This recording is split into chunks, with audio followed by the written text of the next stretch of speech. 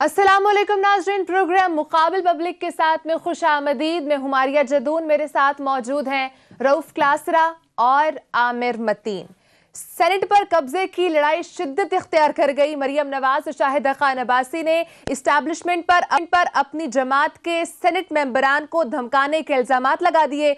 Establishment गैर जानिबदार रहेगी और मैं जीतूंगा, यूसुफ रजा गिलानी का पार्लियामेंट पहुंचते ही बड़ा दावा। हुकूमत ने संजरानी के साथ डिप्टी चेयरमैन सेनेट के लिए मिर्जा अफरीदी को नामजद कर दिया है। मिर्जा अफरीदी के नामजद होने से सेनेट में कौन से वोट हुक्मरान जमात के पलड़े में आ सकते हैं, नंबर गेम किसके हक में और किसके खिलाफ होगी, कल का कोई अपसेट हो सकता है। नाजरीन, इस पर हम बात करेंगे। नाजरीन, लाहौर में रावी किनारे हजारों एकड़ ज़रूरी जमीन पर हाउसिंग स्कीम बनाने का मंसूबा। लाहौर हाई कोर्ट ने स्टे ऑर्डर में तौसी करते हुए मंसूबे पर काम रुकवा दिया है। अवाम का सस्ते दामों जमीन खरीदने पर सख्त एहतजाज। पेशावर ज़ल्मी के मालिक जावेद अफरीदी का रावी अर्बन प्रोजेक्ट के हवाले से किए गए फोन पर प्रोग्राम में आप उसको भी शेयर करेंगे, उनका क्या मौक़िफ़ था। नाज़रीन, हम बात करेंगे हफीज शेख को हराने के बाद इखलाकी तौर पर मुस्ताफ़ी हो जाना चाहिए था। Chief justice Lahore high court का वज़ीर आज़म के मुअव्वनीन ख़ुसूसी केस में रिमार्क्स। तमाम मुशीरों की क्वालिफिकेशन का रिकॉर्ड तलब कर लिया है। नाज़रीन, बात करेंगे तोसा में ज़मीन पर कब्जे करने के लिए PTI के MPA की जानिब से मुबैना तौर पर हज़ारों एकड़ पर मुश्तमिल जंगल को आग लगा दी गई है। ये क्या स्टोरी आपके साथ प्रोग्राम में शेयर करेंगे। आमिर साहब, हुकूमत ने डिप्टी चेयरमैन उनका नाम भी सामने ले आए कि उनकी जानिब से कौन खड़ा हो रहा है। नाम सामने आया मिर्जा अफरीदी का। क्या इससे कोई फायदा हो सकता है हुकूमत को? मिर्जा अफरीदी साहब सेनेट के उसके क्योंकि एक दो की लड़ाई चल रही है, तो फाटा एक्स फाटा के 4 मेंबर हैं अभी भी, पिछले उसमें से बचे हुए। अगली दफ़ा 4 जो बाकी रह गए हैं वो चले जाएंगे। तो वो फाटा के लोगों का एक हमेशा से गिला शिकवा बलूचिस्तान के साथ उनका भी रहता है। एक हमारे सराइकी भाई हैं जो कि जिनके गिले सबसे ज़्यादा होने चाहिए, उनके काम पहुंचते भी हैं और उनकी कोई नहीं सुनी जाती है। बाकी सारे अपना कहीं ना कहीं से मफादात ला के अपना कोटा ले ही लेते हैं। तो फाटा को खुश करने की कोशिश की गई है। हमने कल भी उनका नाम बता दिया था। सुना दें, आमिर साहब ने रात बता ही दिया था कि ये सारी गेम का रुकेगी। जरा पहले क्लिप देख लें, आमिर साहब तो नहीं बताएंगे, जरा मेरे का क्लिप सुनाए। रात क्या कहा गया था कि डिप्टी चेयरमैन के लिए किसका नाम आ रहा है। मिर्जा अफरीदी साहब को सोचा जा रहा था कि जनाब वो भी कि डिप्टी बना दिया जाए। वो हमारी आप कह सकते हैं कि हमने ये पहले खबर दे दी थी, मगर आप बिल्कुल ठीक कह रहे थे कि कल की रात नहीं, आज की रात है, क्योंकि बिल्कुल एक दो वोटों का फ़र्क रह गया है और वो बिल्कुल वो फ़ोन कॉलें भी जारी हैं, मुलाकातें भी जारी हैं, प्रेशर भी जारी हैं।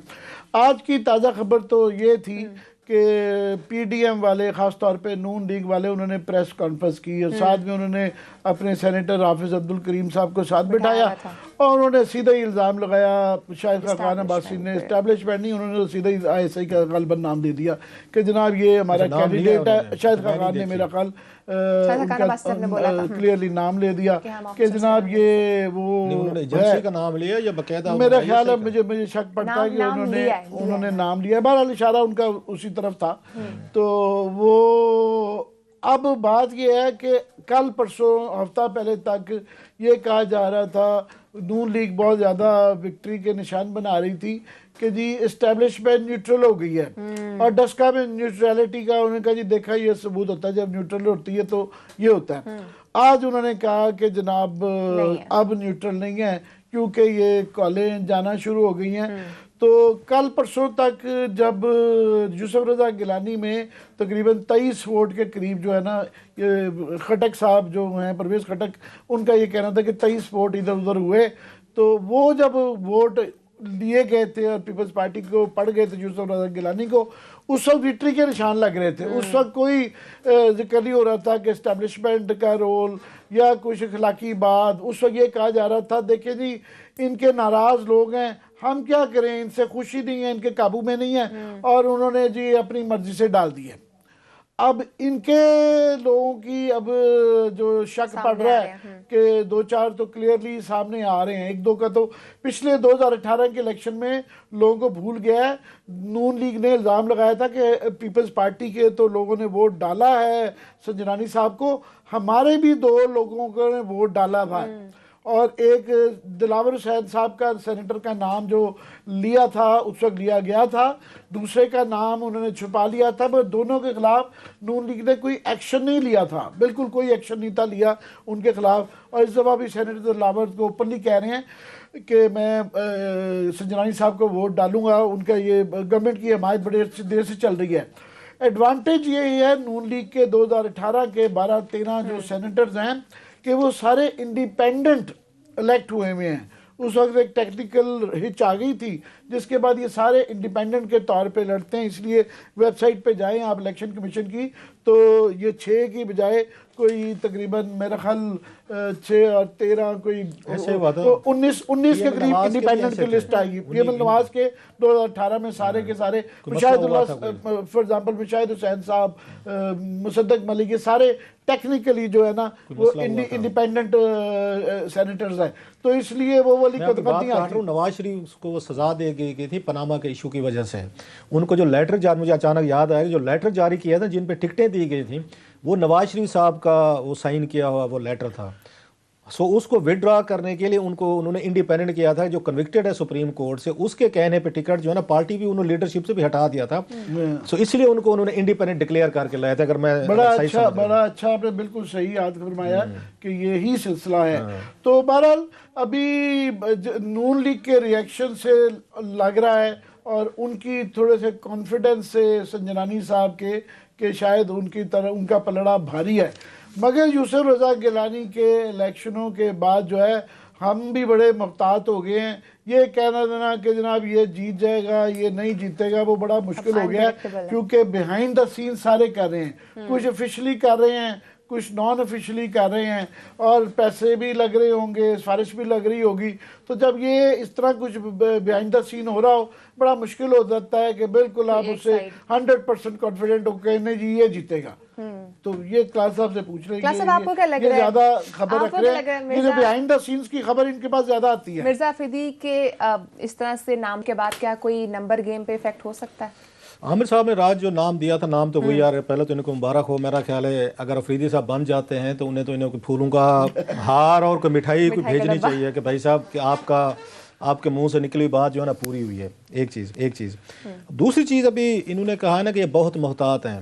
अब ये देख लें आमिर साहब बहुत मोहतात हैं, क्योंकि लास्ट टाइम इन्होंने बड़ी वहाँ स्वीपिंग पोजीशन ली हुई थी हफीज शेख वाले मसले पे। 120 दफ़ा ये कह चुके थे कि वो जीतेंगे। अच्छा मैंने नहीं ली थी कोई पोजीशन, क्योंकि लास्ट टाइम मेरी बात तो उस पर सही नहीं निकली थी, वो इस्तीफों वाली बात पे आमिर साहब की ठीक निकली थी। तो मैंने उससे सबक सीखा था कि आपको यह स्वीपिंग पोजीशन नहीं लेनी चाहिए, क्योंकि सियासत है ये, again it keeps on changing, एक डेवलपमेंट्स होती है ना आपकी, आप उसके मुताबिक अपना एनालिसिस देते। माना नहीं जा सकता था कि वो आए कभी, 30 मेरा कसूर नहीं है, 50 साल में नहीं था हुआ। अच्छा नहीं हुआ, अगेन वो कहते हैं ना, आता है ना इंग्लिश में कहते हैं it's always the first time.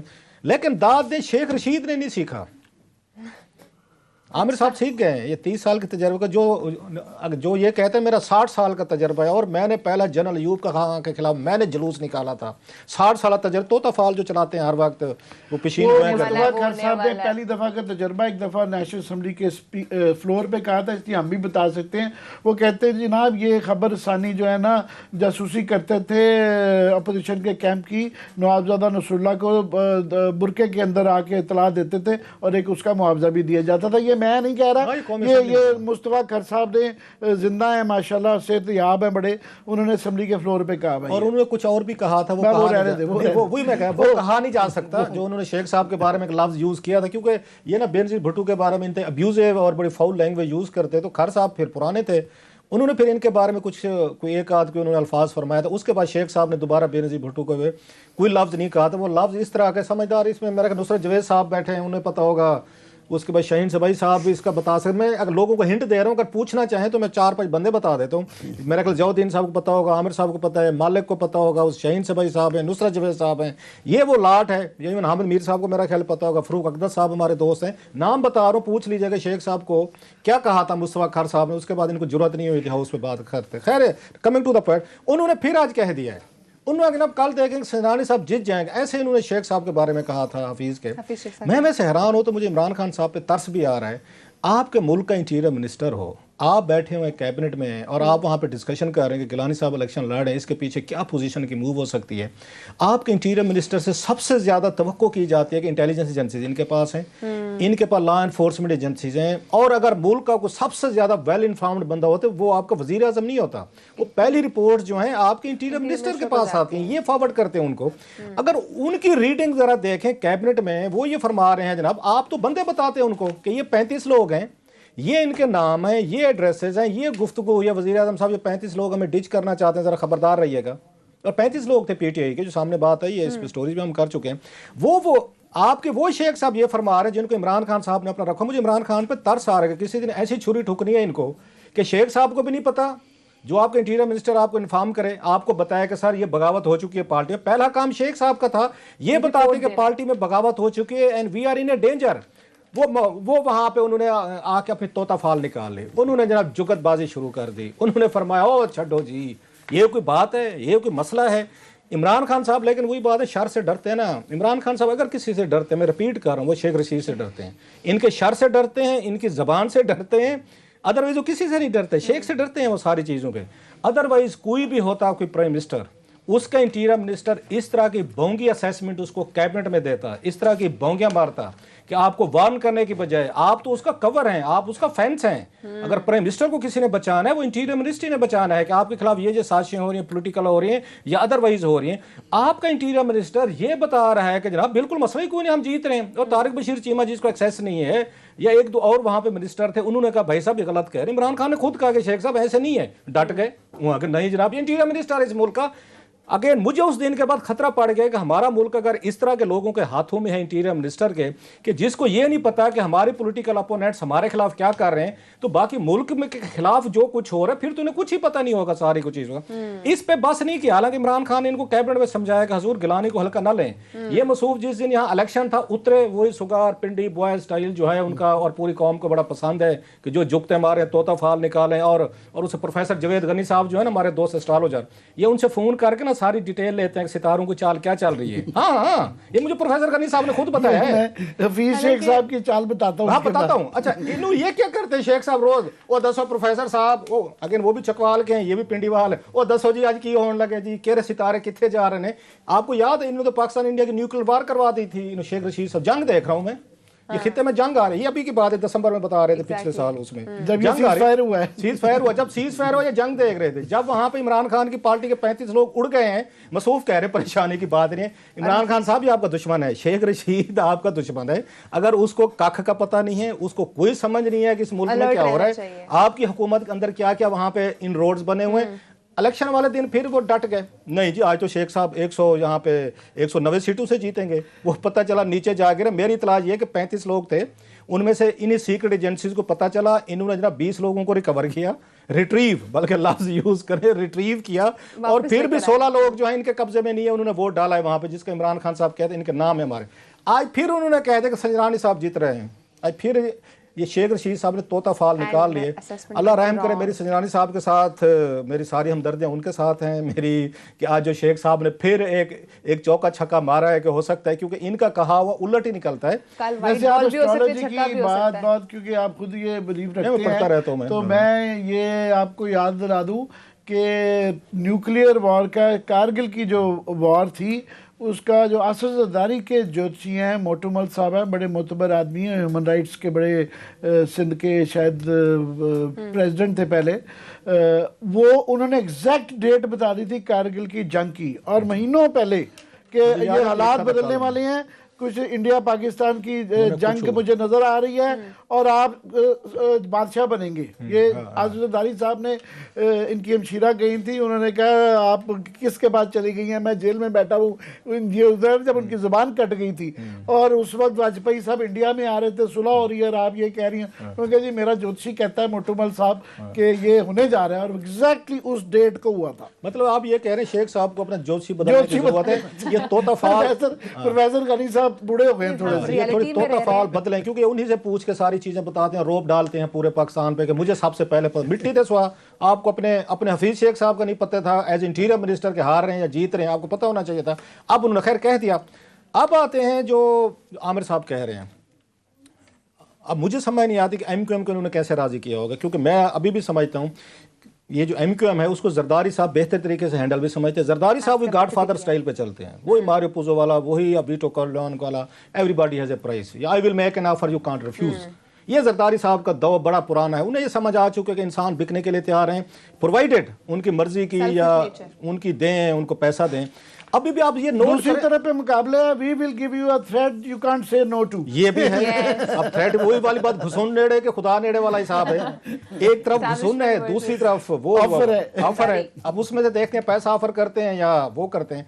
अब दूसरी तरफ उनकी, क्योंकि अफोर्ड नहीं कर सकते हमारे एस्टेब्लिशमेंट कि आप पहले इतना बड़ा आपको ब्लो लगे, वो ठीक है इमरान खान साहब को भी काबू में रखना चाहते होंगे।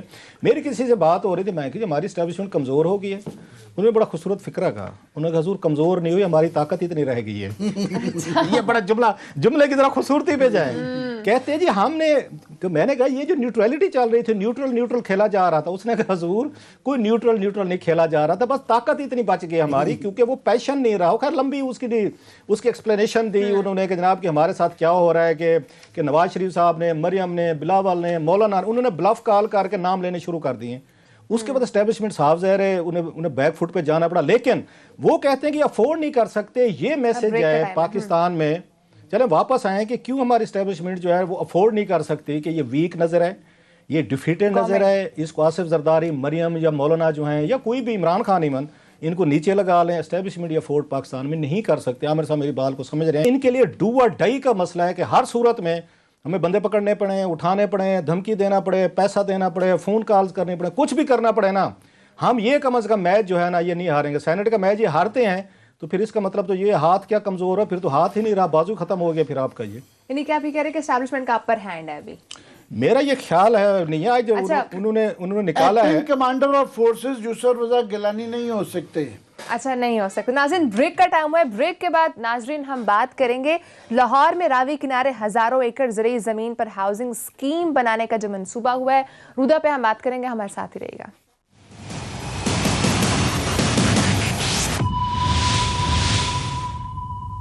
वेलकम बैक नाज़रीन। क्या सब ब्रेक पे जाने से पहले जो आपने आर्गुमेंट दिया उससे तो ये लग रहा है कि कल कोई अपसेट हो सकता है, पॉसिबिलिटी है? वही आमिर साहब वाली बात मुश्किल है। सियासत के बारे में प्रिडिक्शन करना बहुत मुश्किल होते हैं लोग। मतलब मैं नुसरत जवेद साहब को मैं क्रेडिट देता हूँ।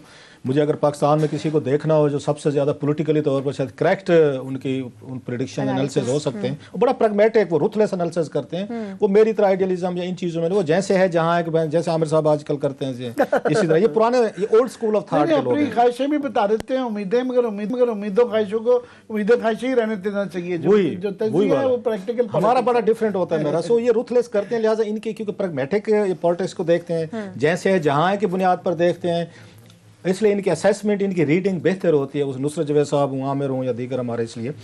लेकिन ये जो जैसे मैंने आपको पिछले उसमें कहा था कि जरदारी साहब, नवाज शरीफ साहब, मौलाना साहब एंड मरियम साहबा अफोर्ड नहीं कर सकते कि इतनी क्लोज फाइट है इसको लूज़ किया जाए, क्योंकि उनको बहुत सारे इसमें फ़ायदे नज़र आ रहे हैं। अगर ये इलेक्शन हारते हैं कल वहाँ पे मरियम और ये जरदारी साहब एंड कंपनी, तो इसके बाद ये जो टेम्पो बना है ना इनका, वहाँ डस्का से बना है, पहले सवाद से बना, उधर से सारी आपका अब नौशहरा से बना है, फिर आपने हफीज़ शेख को हराया है, फिर आपके जलसे जुलूस, वो टेम्पो को बड़ा यहाँ पे हिट होगा। सो लिहाजा मेंटेन करना बड़ा मुश्किल हो जाएगा। सो इनके लिए डू और डाई का मसला है। इसके लिए जरदारी साहब के लिए मैं तो ब्रेक में कह रहा था, मैं कि जरदारी साहब को अगर एस्टेब्लिशमेंट को खरीदना पड़ा तो वो उसको खरीदने की कोशिश करेंगे कि भाई साहब कि अब की दफा हम आपको ये मैच नहीं जीतने देंगे। लेकिन वो खामोश है, चुप है। क्रेडिट तो दें उनको कि उन्होंने जो 2 सीटें एक्स्ट्रा ली, एक ताज हैदर की वो नहीं थी उनके नून लीग के इसके इमरान खान के एमपीए तोड़ के, बाय द वे जो एक 2 जिनके खिलाफ अब एक्शन पीटीआई लेने जा रही है, और यूसुफ रजा गिलानी 2 वोटों से पीटीआई से जो पीपल्स पार्टी की ने ली हैं। सारा मैच तो उसी का पड़ा हुआ है, उसी का पड़ा। लिहाजा एक मुझे किसी ने इनके बारे में बाद में मैं डर भी जाता हूँ, क्योंकि जरदारी साहब के बारे में एक इंतहाई अहम आदमी है जो उनके भी मतलब जानते हैं बड़े करीब से, हमारे भी दोस्त हैं। वो ये कहते होते हैं कि जरदारी साहब एक इस तरह के बंदे हैं पाकिस्तान में, यूनिक हैं। अगेन अब हम उसकी प्रैग्मेटिज्म पे जा रहे हैं, जो नुसरत जवेद साहब, आमिर मतीन साहब का हाल मार्क है। वो ये कहते हैं कि जनाब के ये पाकिस्तान में वहद बंदा है जो सिचुएशन क्रिएट भी कर सकते हैं और सिचुएशन को आके उससे फ़ायदा भी उठा सकता है। वो कहते हैं अमेरिकन को देखें, अमेरिकन की बात करते हैं, उन्होंने कहा जब दुनिया भर में जाते हैं सिचुएशन क्रिएट करते हैं, अफगानिस्तान घुस जाएंगे, इराक, दुनिया जहाँ में हर जगह जाएंगे, शाम वगैरह में, लेकिन सिचुएशन से फ़ायदा नहीं उठा सकते, फंस जाते हैं। कहते हैं जरदारी साहब नहीं, ये फ़ायदा उठाते हैं। उनका ये कहना था कि ये जो यूज़ कर रहे हैं यूसुफ रज़ा गिलानी साहब को एस्टेब्लिशमेंट से बड़ी डील के लिए या इमरान खान साहब को डराने के लिए, वो ये कहते थे, ये उन्होंने मुझे इलेक्शन से पहले कहा था, अगर जरदारी साहब ने फैसला कर लिया कि मैंने यहाँ यूसुफ रज़ा गिलानी को यहाँ इलेक्शन जितवाना है, तो कहते हैं वो जितवाएंगे। अगर सिर्फ उन्होंने उनको बेट के तौर पर यूज़ करना है, कि बार्गेनिंग चिप के तौर पर करना है कि एस्टेब्लिशमेंट डर जाए, खान साहब डर जाए, तो वो फिर एक अलहदा कहानी है। तो मैंने उन्हें यही कहा, मैं ना वो तो जीत गए हैं, अब उन्होंने पहला स्टेप, उन्होंने कहा ये फिर इसका मतलब कि बड़ी डील मारेंगे अगर वो उसमें आ रहे हैं। उन्होंने कहा ये हारने वाला इनका नहीं है, वो सेनेट स्पेशलिस्ट है, ये 3-4 दफ़ा लड़ चुके हैं, मैं बार बार कह रहा हूँ। सो सारा अब ये मुद्दा जो है ना, जहाँ पे एस्टेब्लिशमेंट पे आ रहा है कि वो अपनी पूरी कोशिश करेंगे कि हम इनको सेनेट नहीं लेने देंगे। हुकूमत अब चुप है, अब कोई कहीं पे कोई ट्रेंड नहीं चल रहा है जो ओपन बैलेटिंग होने चाहिए। नोबडी सेइंग दैट, ना मीडिया कह रहा है, ना ट्विटर कह रहे हैं, ना यूट्यूबर कह रहे हैं, ना हम कह रहे हैं, कोई नहीं कह रहा। क्यों? हुकूमत की तरफ से ये आर्डर्स आ गए हैं कि भाई साहब अब ओपन बैलेटिंग की बात नहीं करनी। वो हमें वहां सूट करता था, बल्कि शिबली फराज साहब तो कह चुके हैं कि अब हम ऑल आउट जाएंगे, हमारे पास भी जो कुछ होगा हम वही कुछ करेंगे।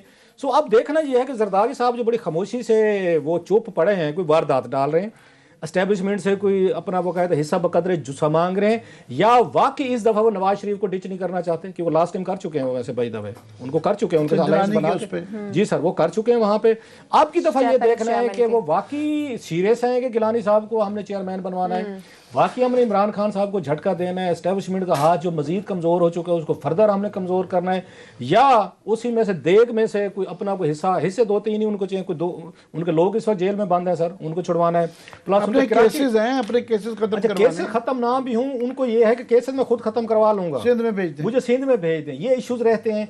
2-4 उनकी डिमांड है, या वो बिगर उसके लिए काज के लिए जाते। बिगर काज क्या है कि आप सेनेट लें, अब लेसर काज क्या है कि जी सेनेट भाड़ में गई, होती रहे, क्या फ़र्क पड़ता है। आज सजनानी साहब भी बलोच भाई है हमारा, ठीक है, घर वाली बात है, वो भी बलोच हैं, हम भी बलोच हैं, अपना अपना घर है, लिहाजा गिलानी साहब को बेचो और अपने सिंध में केसेस वो शिफ्ट करो। बरा कल देखते हैं कि आसिफ अली जरदारी साहब क्या फैसला करते हैं कि गिलानी के चेयरमैन बनना है या नहीं बनना। यूसुफ रज़ा गिलानी को बेचना नहीं होगा। यूसुफ रज़ा गिलानी को आप देखें, बिल्कुल वो मुल्तान के अंदर एक स्वाय बेटे के सारी सीटें हार गए थे, तो उनको तो नीचे से पिट से निकाल के उन्होंने जो ऑलरेडी इतना इंपॉर्टेंट बना दिया, इस्लामाबाद से जितवा दिया, तो वो ऑलरेडी काफ़ी मुआवजा मिल चुका हुआ है। बाकी मुझे डर ये है खदशा कि ये क्योंकि किसी पार्टी ने चांस नहीं लेना, तो वो जो लतीफ़ा है ना कि बारूद कुछ ज़्यादा ही भरा जाए, पता चलेगा आगे 6-6 हम 1-1 2-2 का सोच रहे हैं, कल पता चले कि 5-5 7-7 वोटों से जो भी जीता है वो 5-7 वोटों से जीत रहा है, क्योंकि बारूद ज़्यादा भरने का है। वो मुझे इसलिए भी है कि सिर्फ अब्दुल करीम साहब अकेले, एक हाफिज साहब बोले हैं,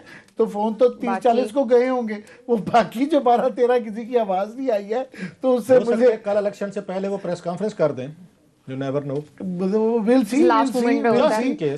वो है, मगर फिलहाल मुझे उम्मीद है काफी लोगों को फोन गए होंगे, तो बोला तो एक ही है ना, फोन पे काम चला रहे हैं। नहीं, अभी पता नहीं कितने से फोन पे बात किया है, कितनों से जाके मुलाकातें की हैं, बोला तो एक है ना, तो उससे देखें डर के मारे जाते नहीं होंगे, कोई वीडियो ना बना ले। मगर एक इलेक्शन का जो सबसे बड़ा एक जिसपे कम नजर पड़ रही है, जो सबसे बड़ा कैजुअलिटी है, वो हफीज शेख साहब पे पड़ गई है कुलाड़ा।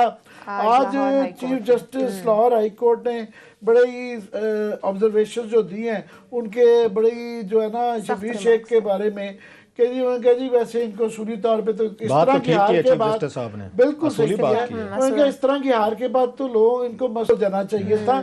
साथ में उन्होंने मांग लिया है कि जी कैबिनेट सेक्रेटरी साहब और जो है ना प्रिंसिपल सेक्रेटरी ये लिख के देंगे कि ये मशीर सरकारी मुराद तो नहीं ले रहे, वो तो ले रहे वो हैं, सारे ले रहे हैं। सारे मैं ले खुद रहे हैं। गाड़ियों में उनको आते जाते देखा है, सब कुछ चल रहा है। तो ये और आमिर साहब वो 5000 नहीं तो 4800 सीसी की गाड़ियां ले के रखी हुई है मुशीरों ने। वो बिल्कुल वो वाला है।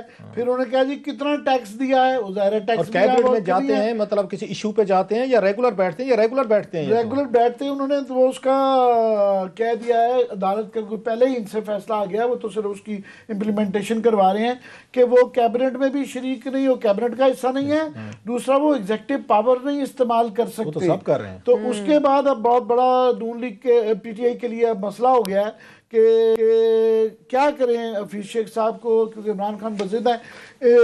IMF के साथ जो है ना वो बिल्कुल क्रूशल स्टेजेस पे हैं गुफ्तगू, और वो 24 को शायद फैसला होना है, 24 मार्च को। उसके बाद आप वो ना नेशनल इकोनॉमिक काउंसिल की उसमें बैठ सकते हैं जहाँ ये सारे फैसले जाने होते हैं, ना वो NFC के अंदर बैठ सकते हैं, ना कैबिनेट के अंदर इस तरीके से बैठ सकते हैं, ना एग्जेक्टिव पावर इख्तियार कर सकते हैं। अब तरीके दो ही रह गए हैं उनको रिटेन करने के। एक ये कि MNA बनाए, अब वो देखेंगे कौन सी ऐसी सीट है, जिस तरह शौकत अजीज की दफा नारोवाल से खाली करा ली गई थी। नारोवाल नहीं सर, अटक से। अटक और वो मरते मरते बच्चे पे इस सीट के लिए वो मरते मरते बच्चे थे, अटैक हुआ। गौसली शाह के लिए फैसल वाडा की भी तो सीट खाली हुई है जितोई साहब के लिए और गौसली शाह के लिए नारोवाल से शायद गलबन करवाई गई थी। तो ये अटक से करवाई गई थी, या सेनेटर बनाए। अब वो भी देखना है कि ये चाकू किसके ऊपर KP में मोस्ट लाइकली लगेगा। तो यही दो तरीके रह गए हैं, वरना हफीज शेख साहब का जो है ना ये रहना, और उससे पूरा वो जो अटैच्ड एक बिग इंडस्ट्री के लोग हैं, चीनी वाले भी जो बचाए हुए हैं, ऑयल कंपनी वाले भी बचाए हुए हैं, तो हफीज शेख साहब पे बड़ों के स्टेक साहब बहुत बड़ा झटका लग चुका है। आमिर साहब, आपको नहीं लगा जो फैसल वाडा साहब जो अपनी MNA शिप से पीछे हटे, वहां पे तो इलेक्शन करवा सकते हैं ना हफीज शेख के लिए? नहीं, वो वहां से वो भी एक रिस्क है कि एक इतना बड़ा एक झटका लग गया है, तो वो सीट भी जो है देखेंगे कितनी की मजबूत है। दूसरा झटका 40 हफीज शेख साहब कर सकते हैं, और वो होते होते होगी, ये वो कुछ अर्सा हफ्ते और महीने लग जाएंगे। ये तो फौरी तौर पे इनको मुसीबत है। ये 24 को मार्च को IMF का जो है डेलीगेशन है, और फौरी प्रॉब्लम है, और वो भी बहुत बड़ा गैम्बल होगा। अगेन वो बड़ा गैम्बल है। इवन जो वाडा साहब का बाय द वे, एक तो उनकी ये MNA की देखेंगे सीट कौन जीतता है, दूसरा उनके ऊपर वो भी तलवार लटक रही है कि उनके ऊपर 62-63 वाली कि उन्होंने बहरहाल झूठ बोला है, तो हो सकता है कि उनकी सेनेट की सीट भी जा सकती है। और अगर वो गई, वो डिस्क्वालीफाई हुए, तो वो फिर पीपल्स पार्टी को अगेन सेनेट के अंदर चली जाएगी। ये भी प्रॉब्लम है। बाय द वे उससे कहता हूँ कि सादिया अब्बासी साहबा पे भी वही केस था, वो डिप्टी चेयरपर्सन का वो इलेक्शन लड़ रही हैं, सो उनके ऊपर भी वो केस है। ठीक है। क्लास साहब, आपको क्या लग रहा है इस पे? ब्रेक का टाइम इस पे मैं क्लास साहब आपसे भी कमेंट लूंगी आफ्टर ब्रेक। नाज़रीन, ब्रेक के बाद हम बात करेंगे रूदा के प्रॉपर के उसमें अभी क्या चल रहा है, और जो पेशावर ज़ल्मी के मालिक हैं जावेद अफरीदी साहब, उन्होंने भी कॉल किया, उनका मौक़िफ़ भी आपके साथ शेयर करेंगे। हमारे साथ ही रहेगा।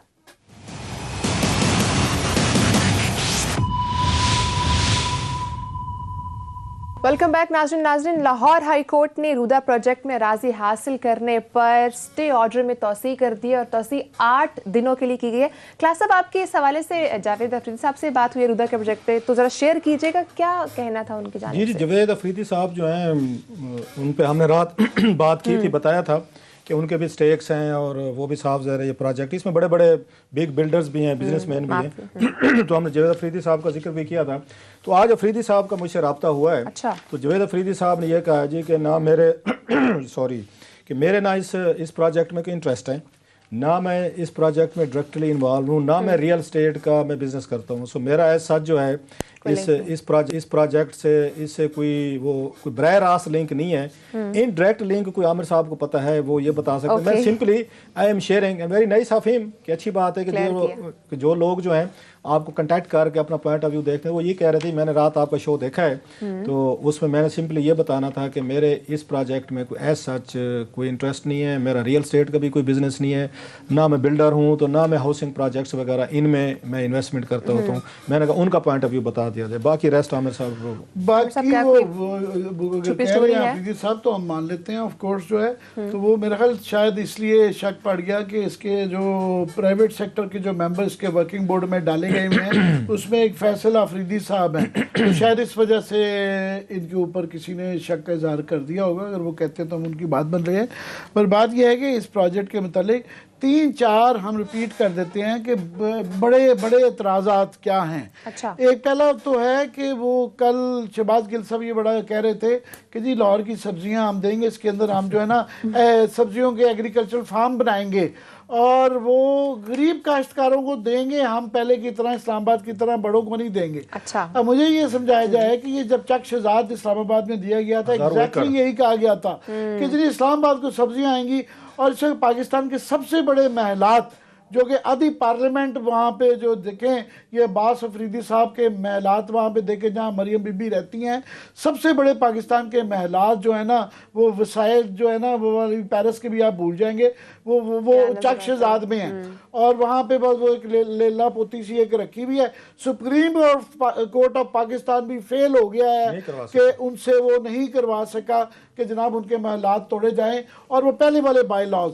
तो जिस गरीब काश्तकार को, पहले तो वो गरीब काश्तकार कहाँ से आएंगे जिसको आपने अज़मा बुखारी के बकौल 2 लाख रुपए एकड़ के हिसाब से लेके करोड़ों रुपए की जब कनाल ज़मीन हो जाएगी, तो जिसके पास ये 2-4 एकड़ का फार्म होगा वो गरीब काश्तकार जो है वो गरीब रहेगा।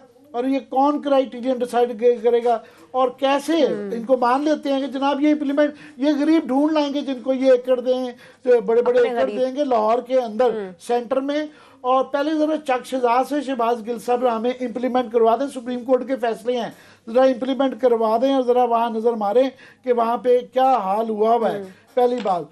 दूसरा ये है कि इसके अंदर जो ये वाला एक है कि दुनिया भर में जिनसे ली जाती है पहले उनको बहुत मैसिव कंपनसेशन दी जाती है। अच्छा। तो यहाँ जो सारा क्राइटेरियन है जिसके ऊपर बिल्डर्स, एक सिलेक्टेड बिल्डर्स का शक इसलिए होता है कि ये जो इश्तिहार इन्होंने दिए हुए हैं कि जी वो 10 बिलियन का उनका जो है ना इंफ्रास्ट्रक्चर के पाकिस्तान में प्रोजेक्ट हों, फिर 10 बिलियन के जो है ना उन्होंने प्रोजेक्ट्स लगाए हों, वो टेलर मेड लगता है खास ग्रुप्स के लिए। अच्छा। और जो इन्होंने वर्किंग ग्रुप के अंदर जो पॉलिसी प्राइवेट सेक्टर के मेंबर्स डाले हुए हैं वो सारे एक ही बड़े उनके ताने बाने जो है ना एक खानदान से घूम फिर के मिलते हैं, जिनकी आपस में बिजनेस पार्टनरशिप्स हैं, सारे आपस में पार्टनर्स हैं, हेयर देयर मिला के वो लगता है एक ही ग्रुप है। और आगे हम एसएम शेख साहब वहाँ पे जो एसएम इमरान जो हैं, शेख मोहम्मद इमरान साहब के मुतालिक बता चुके हुए हैं कि उनके ऊपर क्वेश्चंस हैं कि एलडीए में वहाँ वो सरकारी एग्जेक्टिव पावर्स इख्तियार कर रहे हैं, और मैं समझता हूँ सुप्रीम कोर्ट की रूलिंग की वायलेशन में उनको चीफ मिनिस्टर भी नहीं वो इख्तियार दे सकते। रूदा के अंदर वो स्पोक्समैन बने हुए हैं और यहाँ वो प्राइवेट सेक्टर के बन गए, वहाँ सरकारी एग्जेक्टिव पावर इस्तेमाल कर रहे हैं, रूदा के अंदर भी रखा हुआ है, और उनके रिश्तेदार जो है ना वो छाए हुए हैं इसके इर्द गिर्द, और बिजनेस पार्टनर उनके रिश्तेदारों के। तो ये हमारे क्वेश्चंस हैं कि ये जिस तरीके से इसकी टीम, इसका तरीकाकार और इसकी पॉलिसी ये जो बनाई गई हुई है, ये 42 किलोमीटर का एक नया शहर बनाने जा रहे हैं, इन्होंने मशावरत किससे की है? पब्लिक डिबेट नहीं हुई है, पार्लियामेंट में नहीं आई है, उसको जिस तरीके से छुपा के रखा हुआ है, 10 लाख का फॉर्म रखा हुआ है और जनाब 30 लाख रुपया लिया जाएगा नॉन रिफंडेबल, जो इसकी प्रोसेसिंग फीस रखी हुई है कि कोई आ ही ना सके। तो वो तो हमने शोर मचाया, हम सिर्फ ये कह रहे हैं इस पर डिबेट कराएं और कन्विंस करें। सबसे बड़ा जो कंसर्न है जिसके ऊपर अदालत ने इनको बुलाया है वो एनवायरमेंटल है और ज़राअती ज़मीन है। अगर ये कहते हैं कि जो उससे ज़राअत फ़रोग़ आ जाएगी तो कन्विंस करें अदालत को। शुक्र है उन्होंने अदालत ने उसको उनको जो है स्टे नहीं, उनका जो स्टे दिया हुआ है उसकी तौसी जो है कर दी है अभी कि अभी ये कंसर्न्स देंगे।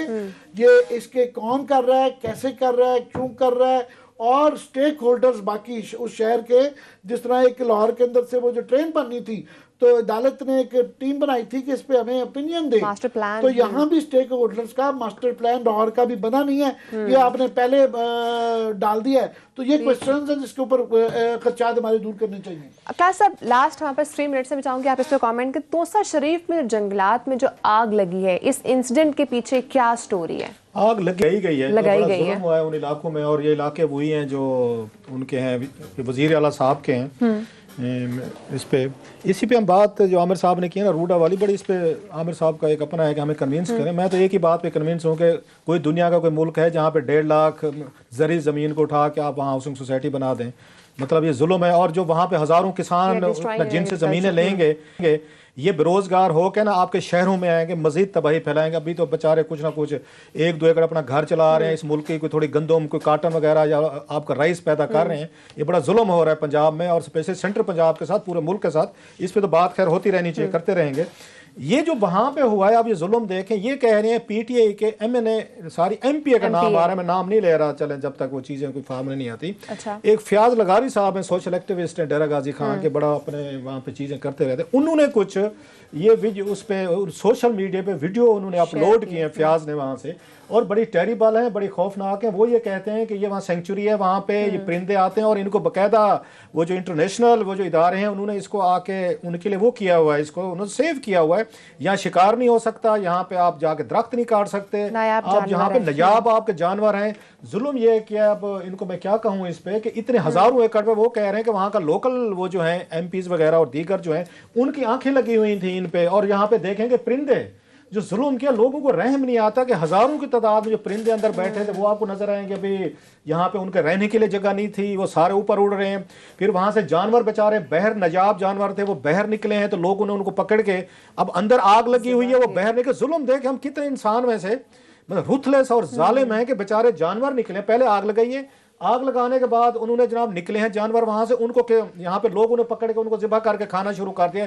ना वहां पे लोकल पुलिस है, ना वहां पे डिप्टी कमिश्नर नाराज हो जाते हैं, हमें बाबू क्यों कहते हैं, कुछ हमारे दोस्त नाराज हो जाते हैं बाबू कहने पे। ये बाबूगिरी नहीं है इनकी, ये डिप्टी कमिश्नर, ये कमिश्नर डेरा गाजी खान किधर है, आपका आरपीओ किधर है, आपका वहां पे आपका डीपीओ किधर, सारा दिन वही बुजदार साहब के खुशामदें, उनके रिश्तेदारों के ट्रांसफर पोस्टिंग, माल पानी के लिए आप लोग बैठे हुए।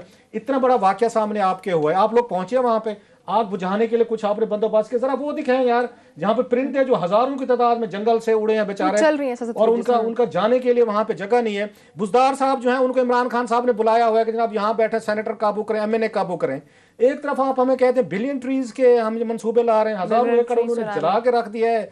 कोई आपका कोई अफीसर कहीं से हुकूमत पंजाब का, सारा दिन मैं ट्विटर पे लगा रहा हूं मैं, और चीजें कुछ और लोग एक्टिव हुए, मजाल है पंजाब हुकूमत का कोई एक बाबू, कोई चीफ सेक्रेटरी, कोई आपका वहां पे पुलिस का आईजी, कोई मिनिस्टर का इलाका है सर। इतने हजारों हमें बताया गया था कि गरीब आदमी को इसलिए लाएंगे उसको एहसास होगा वहां का। उस गरीब आदमी को सर जब ऊपर आते, गरीब आदमी सबसे पहले अपना पेट भरता है, ये जहन में रखें। माजरत के साथ लोग नाराज हो जाएंगे। आपका डिपार्टमेंट है, बाकायदा महकमा है जिसका काम ये है कि वाइल्ड लाइफ को आपने बचाने। कोई आपने सुना है सारा दिन में, ये 2 दिन से आ रही है, तबाही मच गई, आपने हजारों एकड़ जंगल जला दिया, आपने इशूज अलहदा कर दिए, जानवर मार दिए, आपने परिंदे मार दिए। ना बुजदार के कान साहब उन पे कान पे है, ना वहां पे बाबू हमारे बैठे हैं, कमिश्नर बैठे हैं, आपके डीपीओ बैठे हैं, डीसीओ भेजे। अचार डालने हमने इन लोगों का कि अगर आप लोग जाकर उनको सेव नहीं करते, कोई हेलीकॉप्टर नहीं है, कोई पानी बुझाने का सिस्टम नहीं है, कुछ भी नहीं। सुनामी की हम बात करें तो हमें इनको बचाना भी चाहिए। नाज़रीन टाइम खत्म हो चुका है, इंशाल्लाह आपसे अगले हफ्ते मुलाकात होगी, अपना ख्याल रखिएगा, अल्लाह हाफिज़।